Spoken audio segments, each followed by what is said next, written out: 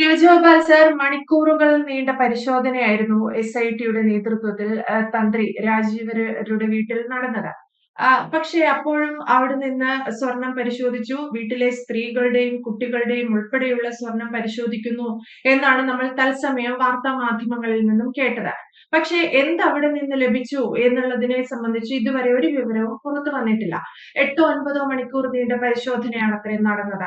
പക്ഷെ ആ പരിശോധനയിൽ നേരത്തെ നമുക്കറിയാം ശബരിമലയിലെ അയ്യപ്പന്റെ വാഹനമായ വാഹനം അത് തന്റെ പക്കലുണ്ട് എന്ന് ഒരിക്കൽ രാജീവര് സമ്മതിക്കുന്ന ഒരു വാർത്ത പുറത്തു വന്നിരുന്നു. അദ്ദേഹത്തിന്റെ പക്കലാണ് അതുള്ളത് എന്ന് പറഞ്ഞിരുന്നു. പക്ഷെ ദേവസ്വം ബോർഡ് ഇതുവരെ അത് തിരിച്ചേറ്റെടുത്തിട്ടില്ല. ഒറിജിനൽ ആണോ അല്ലയോ എന്നുള്ള ഒരു സംശയം കൊണ്ടായിരിക്കാം അതിനെക്കുറിച്ചും ഒരു വ്യക്തത വന്നിട്ടില്ല. അപ്പോൾ കഴിഞ്ഞ ദിവസം SIT നടത്തിയ പരിശോധനയിൽ ഈ വാഹനമോ അല്ലെങ്കിൽ ശബരിമലയിൽ നിന്നുള്ള ഏതെങ്കിലും തരത്തിലുള്ള ഒരു സ്വർണമോ എന്തെങ്കിലും കണ്ടെത്താൻ സാധിച്ചിട്ടുണ്ടാകുമോ? അത് വളരെ ലൈവായിട്ട് നിൽക്കുന്നതാണ്. അപ്പൊ ഇന്നലെ നടന്ന പരിശോധന, ഇന്നലെ വൈകുന്നേരം 3 മണി മുതൽ രാത്രി 11 മണി വരെ 11 മണി വരെ പരിശോധന നീണ്ടു നിന്നു. 8 മണിക്കൂറോളം പരിശോധന നീണ്ടു എന്നാണ് പറഞ്ഞത്. SITയുടെ വലിയൊരു സംഘമാണ് പരിശോധിച്ചത്. അവരെ പരിശോധിച്ചു. അതോടൊപ്പം തന്നെ ഒരു സ്വർണ്ണ പണിക്കാരനെ കൂടെ അവർ കൊണ്ടുപോയിരുന്നു. അവിടെ നിന്നൊക്കെ എടുക്കുന്ന ആള് പിന്നെ സ്വർണത്തിന്റെയും മറ്റു വസ്തുക്കളുടെയും ഒക്കെ മാറ്റി പരിശോധിക്കുന്നതിനായിട്ട് ഒരാളിനെ കൊണ്ടുവരുന്നു. അപ്പൊ വലിയ വിശദമായ പരിശോധനയാണ് നടന്നത്. പക്ഷേ എന്താണെന്നുള്ളത് നമുക്കറിയാൻ പറ്റുകയില്ല. SITയുടെ റിപ്പോർട്ടുകൾ അങ്ങനെയാണ് വരുന്നത്. ആ അന്വേഷിക്കുന്ന ടീം എടുക്കുന്ന അതിന്റെ വിവരങ്ങൾ നേരെ ഹൈക്കോടതിയുടെ ദേവസ്വം ബെഞ്ചിനെ പോവുകയുള്ളൂ. അപ്പൊ നമുക്കത് പുറത്തറിയാൻ സാധ്യമല്ല. അത് പക്ഷെ ആ പരിശോധന ഇന്നും തുടരുന്നെന്നാണ് പറയുന്നത് കേട്ടോ. ഇന്നും ആ പരിശോധന തുടരുന്നുണ്ടെന്നാണ് പറയുന്നത്. അപ്പൊ അതിനിടയിലാണ് ഈ രാഹുൽ മാങ്കൂട്ടത്തിന്റെ അറസ്റ്റ്. ഇന്നലെ രാത്രി 12:30 മണിയോടുകൂടി അദ്ദേഹത്തെ പാലക്കാട്ട് നിന്ന് മറ്റൊരു പീഡന കേസിൽ അറസ്റ്റ് ചെയ്തിട്ടുണ്ട്. അപ്പൊ എല്ലാ ടെലിവിഷൻ അടക്കമുള്ള മറ്റു മാധ്യമങ്ങളുടെ ശ്രദ്ധ ഇപ്പൊ അങ്ങോട്ട് പോയിരിക്കുകയാണ്. അപ്പൊ തന്ത്രിയുടെ വീട്ടിലേക്ക് വീണ്ടും SIT വരുന്നുണ്ടോ, അത്തരം കാര്യങ്ങൾ ഉണ്ടാകുമെന്നാണ് രാവിലെ ചില സൂചനകളൊക്കെ വരുന്നത്. അല്ലെങ്കിൽ ഇന്നലെ ആ പരിശോധന പൂർത്തിയായി കാണും. അവിടെ പരിശോധിക്കാനുള്ള കാരണമെന്ന് പറയുന്നത് ഈ കേസിലെ കട്ടളപ്പാളി ശബരിമല ശ്രീകോവിലെ കട്ടളപ്പാളി ഇളക്കിക്കൊണ്ടുപോയ കേസില് 13ാമത്തെ പ്രതിയായിട്ടാണ് ശബരിമല തന്ത്രി അറസ്റ്റിലായിരിക്കുന്നത്. ശബരിമല തന്ത്രി എന്ന് പറഞ്ഞാൽ രാഷ്ട്രീയക്കാരനല്ല, എല്ലാവർക്കും അറിയാവുന്നതുപോലെ അയ്യപ്പസ്വാമിയുടെ പ്രതിപുരുഷനാണ് അല്ലെ. അല്ലെങ്കിൽ അയ്യപ്പന്റെ പിതൃസ്ഥാനീയനാണ്, അച്ഛന്റെ സ്ഥാനമുള്ള ആളാണ്. ശബരിമല അയ്യപ്പനെ അത് മൈനറാണല്ലോ. നമ്മുടെ സങ്കല്പം അനുസരിച്ച ദൈവങ്ങളൊക്കെ മൈനറാണ്. ആ മൈനറായ കുഞ്ഞിന്റെ എല്ലാ സ്വത്തുവകകളും സംരക്ഷിക്കാൻ ബാധ്യതപ്പെട്ട ആളാണ് അദ്ദേഹം. അത് താന്ത്രികമായ എല്ലാ കാര്യങ്ങളിലെയും അവസാന വാക്കാണ്. ശബരിമല അടക്കം അയ്യപ്പ ക്ഷേത്രങ്ങളിലെ എല്ലാ അവസാന വാക്കാണ് തന്ത്രി. എല്ലാ ക്ഷേത്രങ്ങളിലും അത് തന്നെയാണ്. ഓരോ ക്ഷേത്രങ്ങളുടെ പ്രത്യേകത അനുസരിച്ച്, പ്രതിഷ്ഠ അനുസരിച്ചാണ് അത് വരുന്നത്. അപ്പൊ അങ്ങനെ എല്ലാം സംരക്ഷിക്കേണ്ട ആളാണ് ഇത്തരത്തിൽ എന്ന് സംശയിച്ച് SIT കൊടുത്തിരിക്കുന്ന ചാർജ് ഷീറ്റ് അനുസരിച്ചായിരിക്കുന്നത്.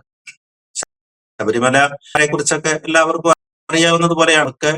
ഈ കേരളത്തില് ഇലുവനായിട്ട് അല്ലെന്നുണ്ടെങ്കിൽ ലോക ഭാഗങ്ങളായിട്ട് ഒരു 10,000-ഓളം ക്ഷേത്രമാണ് എനിക്ക് തോന്നുന്നത്. 1000-ഓളം ക്ഷേത്രങ്ങളെ തന്ത്രിസ്ഥാനം, അയ്യപ്പ ക്ഷേത്രങ്ങളെ തന്ത്രിസ്ഥാനം വഹിക്കുന്ന വളരെ പ്രമുഖനായ സ്വീകാരനായ വളരെ ബഹുമാന്യനായ ആളാണ് അദ്ദേഹം, തന്ത്രി കണ്ഠര് രാജീവർ എന്ന് പറയുന്നത്.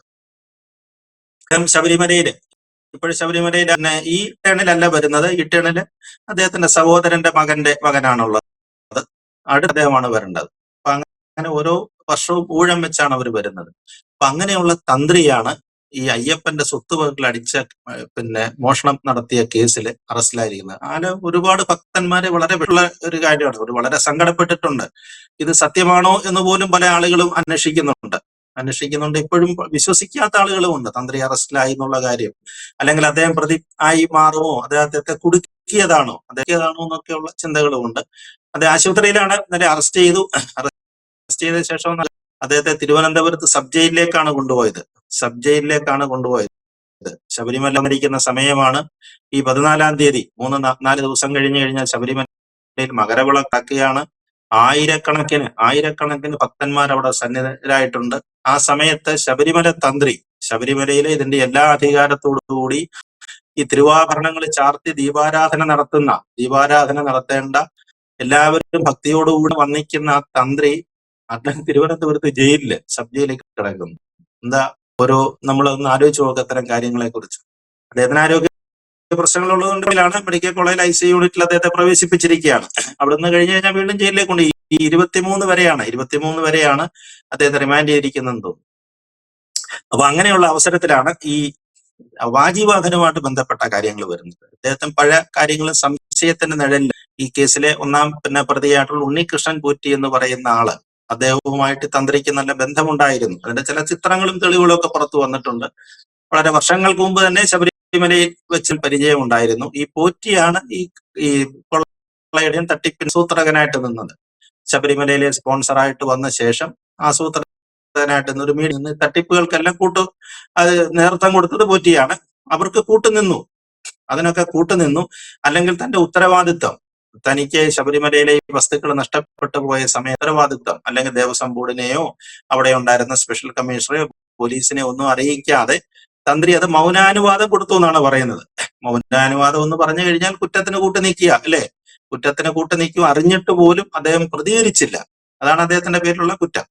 അതേപോലെ തന്നെ സാമ്പത്തിക കുറ്റങ്ങളും അന്വേഷിക്കുന്നുണ്ട്. അദ്ദേഹത്തിന് ഈ ഉണ്ണികൃഷ്ണൻ പോറ്റി കാര്യത്തിൽ ഒരുപാട് സാമ്പത്തിക ലാഭം ഉണ്ടാക്കി എന്നാണ് പറയുന്നത്. കിലോ കണക്കിന് സ്വർണം അവിടെ നിന്ന് എടുത്തുകൊണ്ട് പോയിട്ടുണ്ട്, അല്ലെങ്കിൽ അടിച്ചു മാറ്റിയിട്ടുണ്ട് അവര്. ആ കൊണ്ടുപോയ സ്വർണ്ണങ്ങള് അതൊക്കെ ശബരിമലയിലെ സ്വർണം എന്ന് വെച്ചാൽ സ്വർണത്തിന്റെ വിലയല്ലല്ലോ, അതിനൊക്കെ വലിയ വില കിട്ടുന്നതാണ്.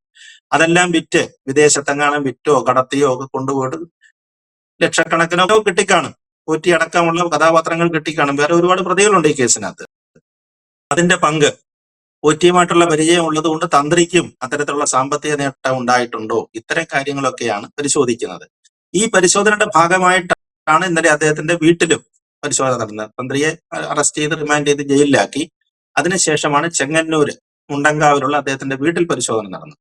വീട്ടിലെ പരിശോധിക്കാനുള്ള കാരണം എന്ന് പറഞ്ഞു കഴിഞ്ഞാൽ എന്നവരുകൾ കണ്ടെത്തുക, അവർക്ക് തെളിവ് ശേഖരിക്കുക. തെളിവ് ശേഖരണത്തിന്റെ ഭാഗമായിട്ടാണ് അത് വന്നത്. വന്ന കൂട്ടത്തിലാണ് ഈ വാജിവാഹനം പ്രത്യേകമായിട്ട് ശ്രദ്ധിക്കപ്പെടുന്നത്.